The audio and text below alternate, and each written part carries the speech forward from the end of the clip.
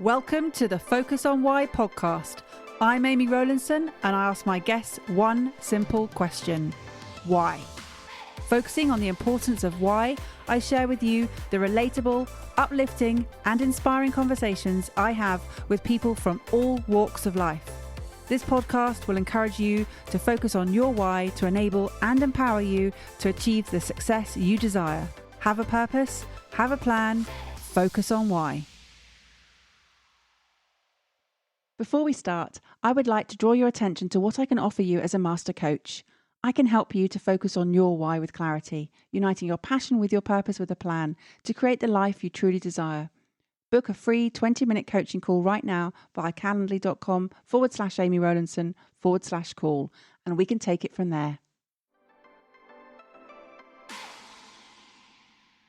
Today on Focus on Why, I am joined by the lovely Ashley Leeds. Ashley, welcome. Oh, thank you very much indeed. And you're equally lovely as well. So thank you for that. It's a mutual appreciation society. Absolutely.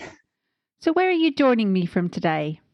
I'm in my shed. When we moved house, we downsized and I commandeered the spare room. And then a few months after that, my eldest daughter and her husband told us that they were going to be parents. So I quickly thought, I need a shed in the garden to do work in. So it's a little man cave. I love it. And this is where my business is. So yeah, that's where I'm coming from today, down in sunny Devon. It looks a very nice shed. It looks as though it's well insulated and you've got books, you've got guitars, you've got all sorts of things. So it must not get wet or cold down there.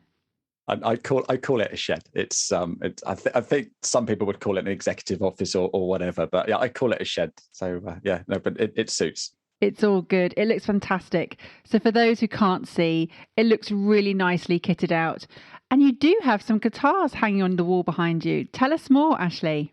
Oh, that's only my life, Amy. I've always sung, always, it's in the church choir, the school choir and all those sorts of things. And then recently I've been in bands and what have you. And I always watch these guitarists and think, I wish I could do that. So one day I thought, right, I will. And I bought the red one there and started trying to learn. Anyway, during lockdown, I started, because you couldn't go for a walk during lockdown, could you? So at lunchtime, I started doing a gig. And for 100 lunchtimes consecutive, I did a 30-minute lunchtime gig and played a load of songs. So my guitar playing has gone from zero, not quite to hero, but it's a big part of me. So I did my first solo gig on Sunday. And that's a result of just practicing every single day. And isn't that just a fantastic message? And I remember people saying, the Beatles were an overnight success, but they had done that hard graft. They'd been to all those little gigs all that time beforehand. There's no such thing. So, you heard it here first. Ashley Leeds is on his way in the music industry. So, yeah, the thing was I had to get a couple of friends to come along as well, because I wasn't sure I could do 2 whole hours on my own. Fair enough. But what I did do was absolutely great fun. And because I've been doing it online and on my Facebook channel for I've been doing it ever since lockdown. I'm still doing it. So I think yesterday was gig number 287. So nearly as it was going as well as your podcasts. And so when you're out and there's real people there really clapping and really singing along, then it was a super buzz. So guitars are a big part of my life. Absolutely. And you mentioned you had a couple of friends to support you. Over your shoulder, your left shoulder, I can see some photos of some furry friends on the wall. Tell us about that, Ashley. Yeah, they're my guide dogs. Or we're puppy trainers. So what we do is we have a little 6-week-old Labrador puppy.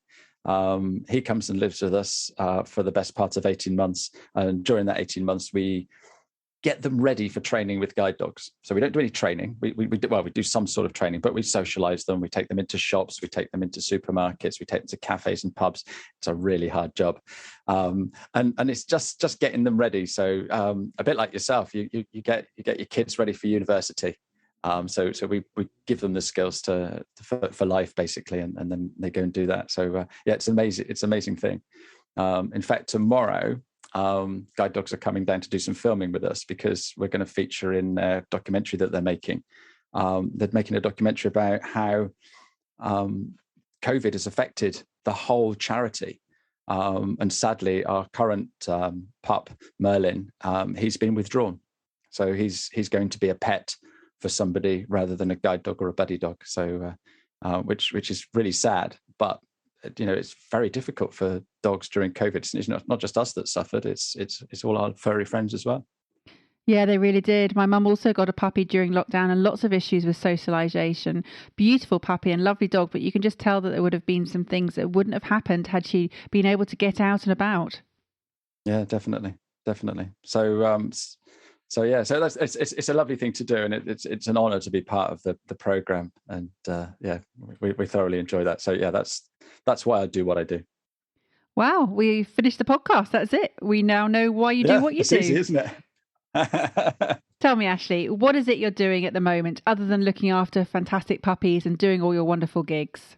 Yeah, so I've started life as a chef, and when we got to the time of our lives we wanted children, we wanted Debs to be a stay-at-home mum, and so at whatever age I was, you're sort of like, well, what can I do now? We had a big mortgage. It was in the early 90s. And I went into sales, and I've just spent the last 30 odd years selling stuff. And it's been absolutely everything. And I've had 30 different jobs over the last 30 odd years. So what I started doing recently is working with accountants, sold them software, helped them with their business and what have you. And more recently, I've been helping accountants to grow their practice and working for a small company. And I've literally just set up my own business. So 6 months ago, I set up Full Cup Coaching.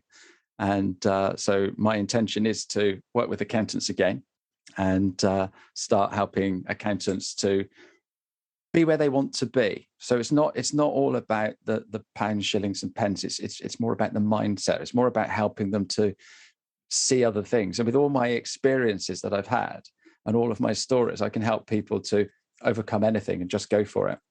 It's a bold claim. Overcome everything. Well, not everything, but look, we can. It's all in the mind. You've been on the same neuroscience course with me and Linda Shaw, and it's just understanding what you can do. And I started off telling you about my guitars. If I'd have waited until I was good enough to start playing live on guitars, I still wouldn't be playing live on Facebook. But like I just said, I've done 287 gigs. I'm running a live show on Friday to help somebody to understand how to do a live show on video. And that is only because I've got loads of experience doing that. So yeah, you can overcome anything. You've just got to go for it. I love that. And Full Cup. Tell me more about Full Cup. Well, so it's back to the guitar again. It's all about music with me, isn't it? So I wrote a song ages ago, and it's quite a bouncy song. And the chorus goes something like, you get out what you put in, never going to lose, never going to win. As long as you're happy, you're always going to grin. You get out what you put in. And I look at life as a glass half full. But that's quite a long title. So I called the song Full Cup. And when I'm thinking about a name for my business, Ashley Leeds Coaching doesn't really cut it.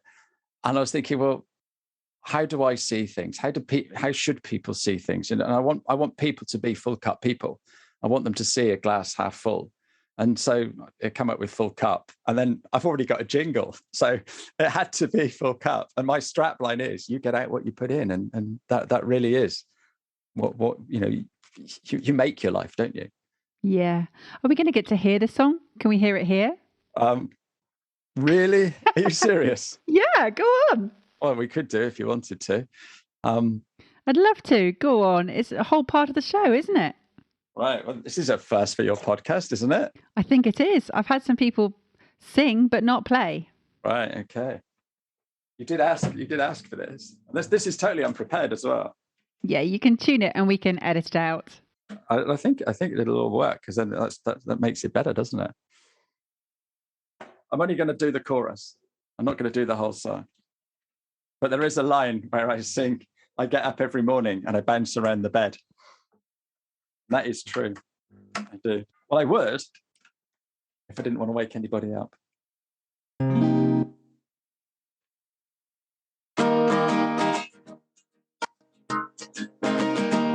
You get out what you put in. Never gonna lose, never gonna win. As long as you're happy, you're always gonna grin. You get out what you put in. There you Woo! go. How's that? That's great. Thank you. It's a good job I'm not shy, isn't it?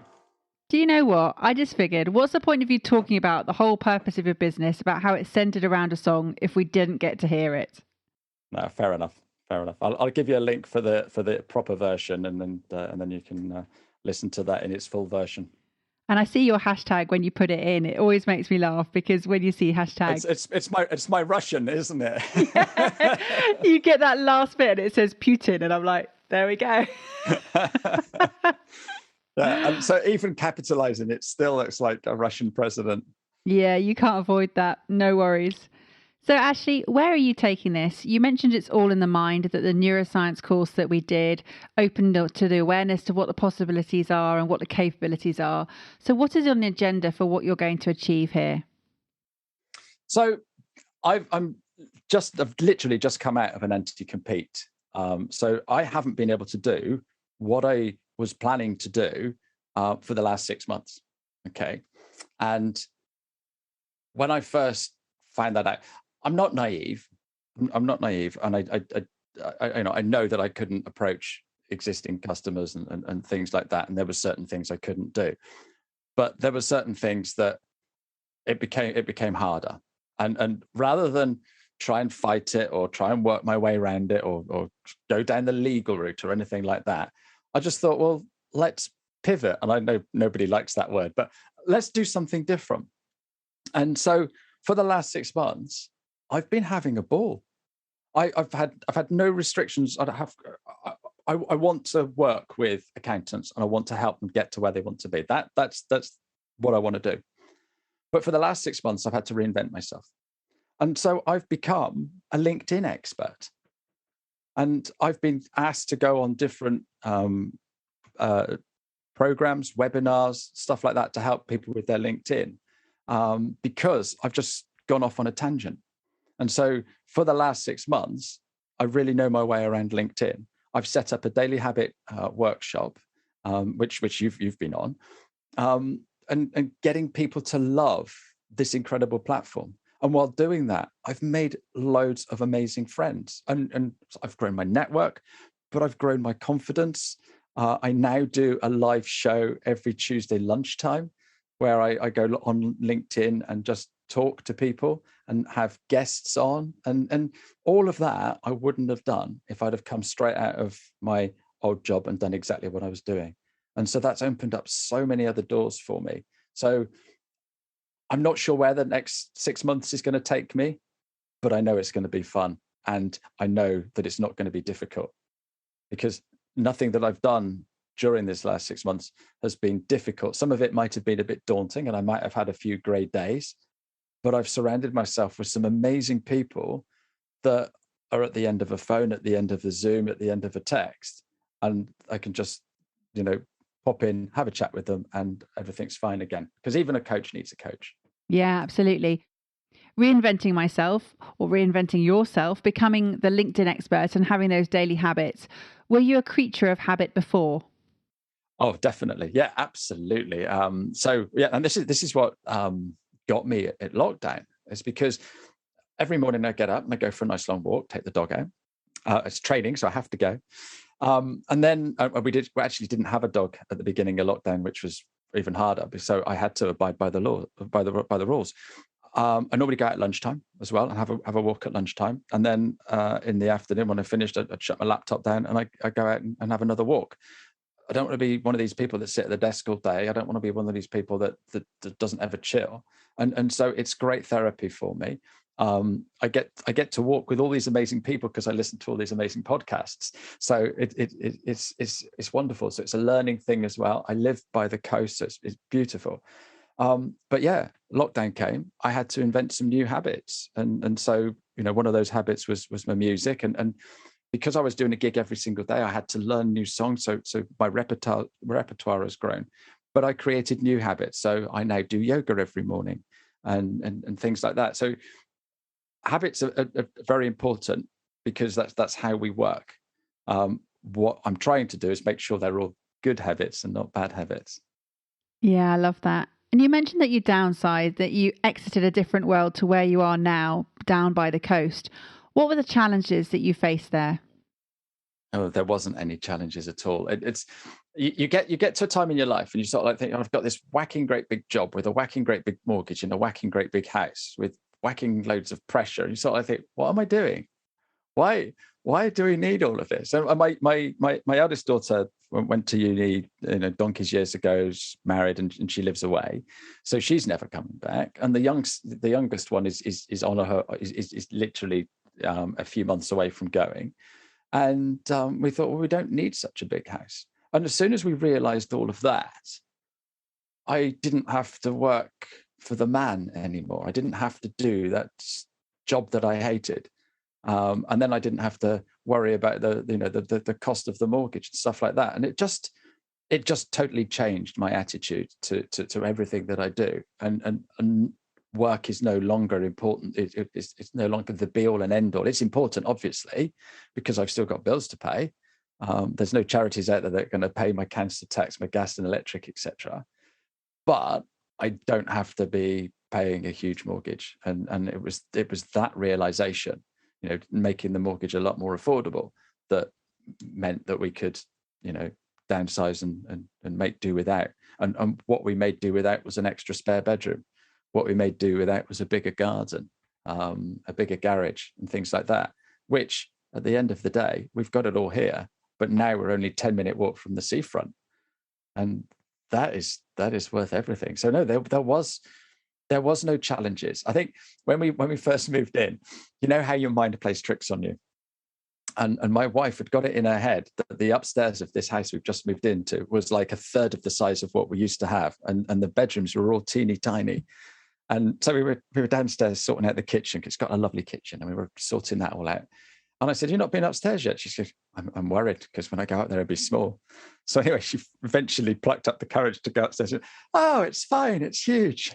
So it's just how your mind plays tricks on you. So no challenges at all to moving nearer the coast and getting rid of the bulk of our mortgage.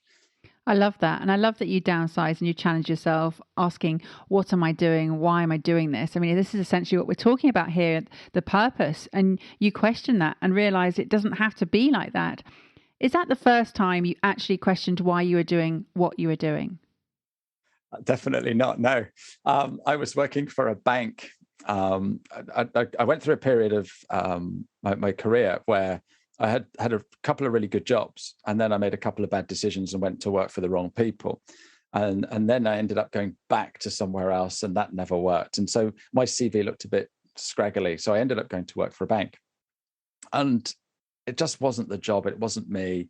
I was having to commute. I was going in on the bus. It just didn't give me the freedom that I need in my life. And so an opportunity arose for us to go and run a business with some friends. And so we dropped everything, moved away, and it didn't work out. And but yeah, so you do question things in your life. And I think, but now the girls are older and they're independent. It doesn't matter what we do; we can take those risks and be frivolous or daft or crazy or whatever you want to call it. But I heard a great podcast with Mo Gaudet, with Elizabeth Day, and he talks about looking down rather than looking up. I think so many people, we look up to the people with the big jobs and the big money and the big houses, the big cars, the trophy wife, and all that sort of malarkey. And if you start looking down to see what people haven't got, it just puts you in a much better position and makes you feel grateful for everything that you've got. I love that perspective. And you're right. You're told to look up. You're told to look up. And in fact, I recently recorded a podcast all about looking up and having that perspective. And that was all about faith. And so people have different perspectives, different viewpoints. And that's what we're talking about here, is that we are all unique. We all have these different ideas of what is right for us and what is right for us now in the moment. So what's right for you now, Ashley? What's right for me right now is the ability to just do what I want when I want, if I want. The sun's shining. I'm going to probably go down the beach this afternoon with the paddleboard. Probably won't get many more chances this year. So that's what I'm going to do, and that's how I've run my business. My diary is open for anybody to book a call with me every single morning, but it's shut all afternoons. If I want to do something in the afternoon, I jolly well can. But if I don't have to, then I don't need to. It's like tomorrow. The guide dogs are going to come and spend the whole day filming with us. It was dead easy to carve the time out of my calendar. So I'm not tied to the calendar. I'm not tied to doing stuff when I have to do it. The only thing I'm tied to doing is my lunchtime LinkedIn show on a Tuesday lunchtime. But that's it. And then who says that I have to do that? So and that's the beauty. So you had challenged your purpose before, but you didn't feel that you were able to make those transitions. The girls weren't old enough or independent enough at the time. You don't have regrets though. No. Life's too short for regrets. No, not at all. No. You say regrets regarding downsizing, or regrets for not doing it sooner? Either. Yeah. I think because we didn't do it sooner, we were able to do it. And the fact that we're not struggling at the moment, so it didn't matter what I did in my business. And so this anti-compete hasn't affected me, but by doing that, it's given me the space to do other things. So that's been great. If we'd have done it sooner, we may have missed out on other things. But I was doing jobs that I enjoyed back then, and it's only when you're doing something that you don't enjoy, you sort of think, why am I doing this? And I speak to so many people that hate their jobs, and they don't step away from it. And then I speak to people who've just been made redundant, and the world has ended. And I turn around to them, because I've been made redundant 3 times. And I turn around to them and say, look, redundancy is the best thing that can ever happen, because you weren't ever happy anyway. And it's the kick up your bottom that you really need to get on and do something. So, I think, now I don't have any regrets. Maybe I should have done it sooner, but it was right when we did it. And we're in a better position. So I'm not stressed. And like I said, I have had a ball the last 6 months. Yeah. And talking about that, you said in that 6 months, you've had doors that have opened and been opened for you, and that you don't know where you're going to go for the next 6 months, but you have grown in confidence. Your network has grown. What does growth mean for you, Ashley? I think growth for me is all in my head. I've learned so much more. I've put myself out there. I've been open to suggestions, ideas, and things like that. I'm working with lots of different mentors and coaches that are stretching me, pushing me, and making sure that what I do is the best that I can do it. Rather than where, and this is the weird thing: when you set your own business up, you really don't know what you're doing, and you fake it until you make it. And I've worked with lots and lots of business owners over the years, and seen the things that they've done and think, wow, that's brilliant, or I wouldn't do that if I had that business, and stuff like that. But when it's your own business, you start thinking, hang on a minute, I don't have to answer. I think the first week, I'm like, right, who do I ask about this? Oh no, it's me, you silly fool. And it's you start thinking, right, okay, and I can do this and I can do that. And you just try absolutely everything. And I think that's the beauty of running your own business, is just having the freedom. And at the end of the day, if it fails, it fails. But at least I had a go. And you've mentioned that you've got the support of the people around you. You've got fabulous people surrounding yourself, and you've got mentors, you've got coaches. Who's been pivotal, or what has been really influential in your last 6 months particularly? Well, so I will go back a little bit further because when we started lockdown, there's a chap called Vic Williams, and he messaged a group of us and said, look, I've got this idea because lockdown's going to be tough. And he set up something called the Empowerment Group.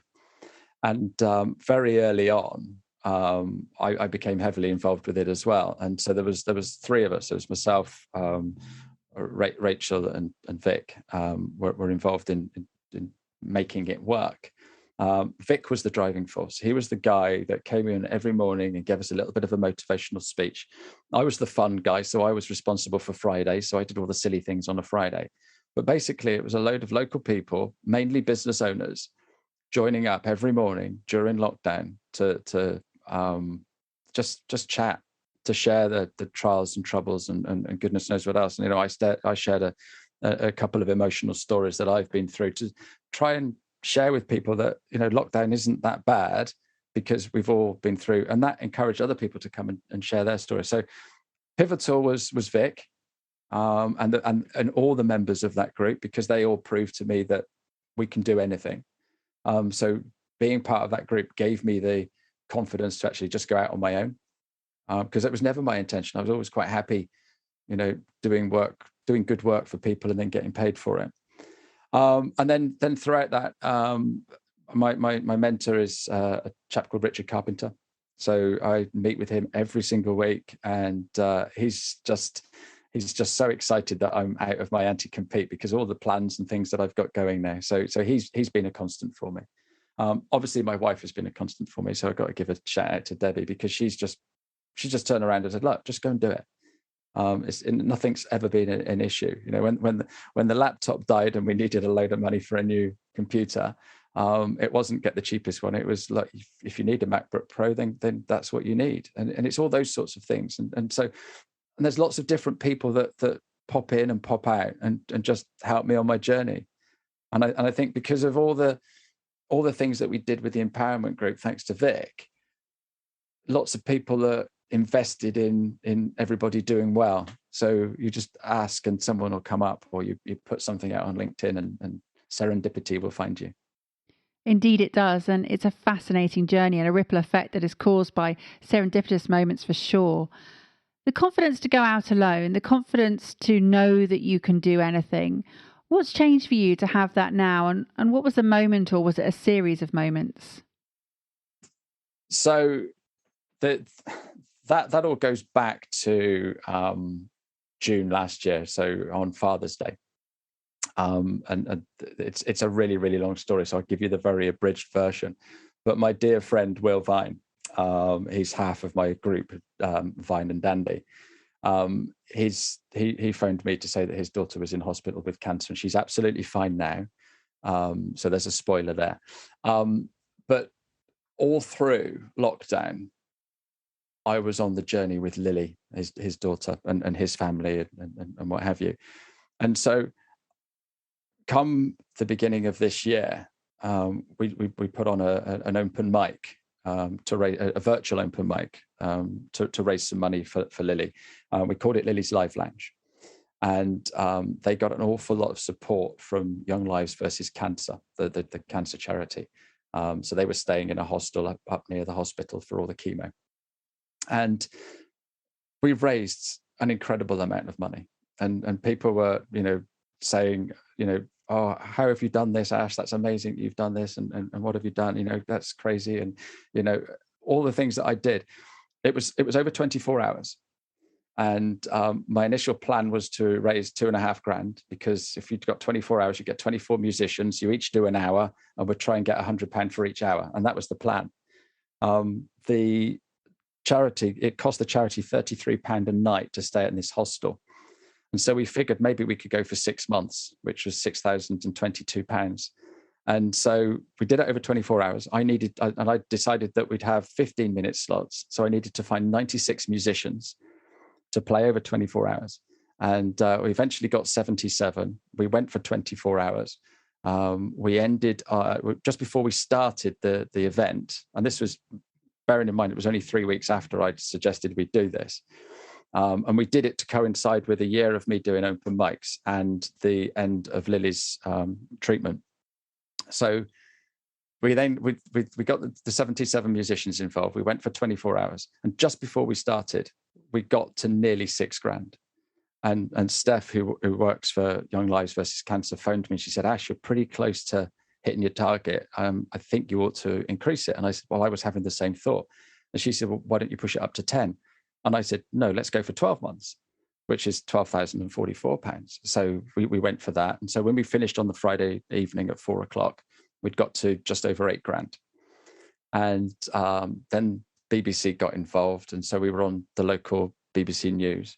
And we were about £1,800 away from our £12,000 target. After the news,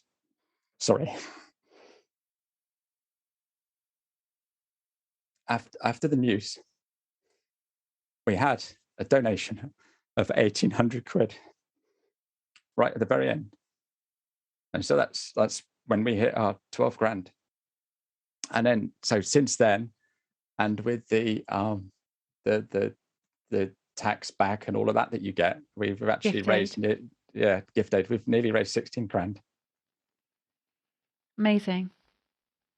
And it was doing all of that really made me believe in myself and the power of what I can do. I don't know what it is I do, but I can just do it. So I go out and do it. Yeah. And that's the message, isn't it? Just go out and do it. Absolutely.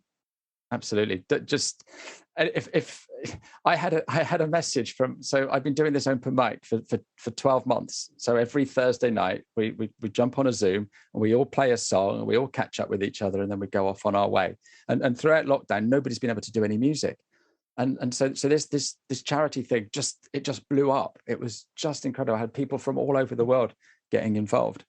But one guy, one of the group, turned around and said, 24 hours, that's ridiculous. No one's going to do that. Who's going to be involved? Why don't you do like 3 hours or maybe 6 hours, but 24 hours, you're mad. Anyway, it was that email telling me that I couldn't do something that spurred me on to actually do it. And he sent me a lovely message after the event saying how incredible it was, how amazing you are. And he said to me, he said, you probably don't remember me saying this, but I've copied the email below. And I actually phoned him and I said, look, Guy, that is the nicest thing that anyone's ever said. That's beautiful. And I really respect you for, wiping the egg off your face and coming back and saying that. And the moral to the story is, if it wasn't for you, it may not have been the success that it was because you spurred me on to do it. And so, yeah, if someone tells me I can't do something, I'm jolly well going to prove them wrong, or at least have a go. And you said at the beginning, Ashley, that you've been doing all these 287 gigs and you just done your first solo gig, and you described yourself as not being the zero to hero. But this case here, this is 100% zero to hero in your fundraiser. It's not bad. You it's raised not bad. Yeah, it's incredible. more than. Absolutely. It is incredible, and I'm touched. But I think it's because I know so many lovely people. And they were all very generous, people coming in and helping in all kinds of ways, including the special people that messaged me and said, Ash, if you can't find anyone for the 3 o'clock slots, then we'll do it. And so I think it was between 4 and 6 o'clock in the morning. There was a hardcore group of people, and we just played to each other, and that was the most special bit of the whole event. And, we made some really strong bonds that night. Incredible. And your focus on why now? Carry on helping people. I just love helping people. And now my anti-compete is gone. I can just do whatever I want to and fly. Amazing. So started life out as a chef, or what's next? What's the next moment that you're going to be sharing? So the next moment is going to be more of the same. I want to do more presenting. Maybe you'll see me with the podcast. I know we've chatted about it. I need some financial stability in my life, and I need a bit of time. Once I've got everything planned and working, and I feel like I've been hustling for the last 6 months. And just trying lots of different things. And I think now I can have a period of stability, and then things will find their way, and I'll just fly. But I know that I'm going to continue having fun and enjoying what I do. And continuing to look down and up. Absolutely. Fabulous, Ashley. How will people get in contact with you? Well, if I didn't say LinkedIn, I'd be doing myself a disservice. So yeah, definitely find me on LinkedIn. I'm known as the 15-minute guy. So check out Ashley Leeds on LinkedIn. Fantastic. Well, it's been a pleasure to have you on the show. I know that you're a keen fan of Focus on Why, and thank you for tuning in all the time. And it's lovely to hear your perspective here on the episode.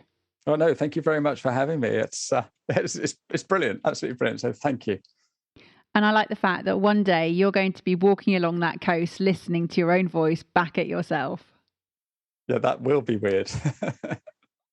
Do you have some final words for the audience for us today, Ashley? Absolutely. as you know from my song, you get out what you put in, and so just go for it. Just go for it. Thank you for listening to Focus on Why with me, Amy Rowlinson. To show your appreciation and to help other listeners understand what value you have received from tuning in today, please leave me an Apple Podcast 5-star review. Remember, the conversation doesn't end here. To keep it going, connect with me on LinkedIn, Instagram, Facebook or Twitter, or join the inspiring, uplifting and positive Focus on Why Facebook group. All the links are in the show notes. Have a purpose, have a plan, focus on why.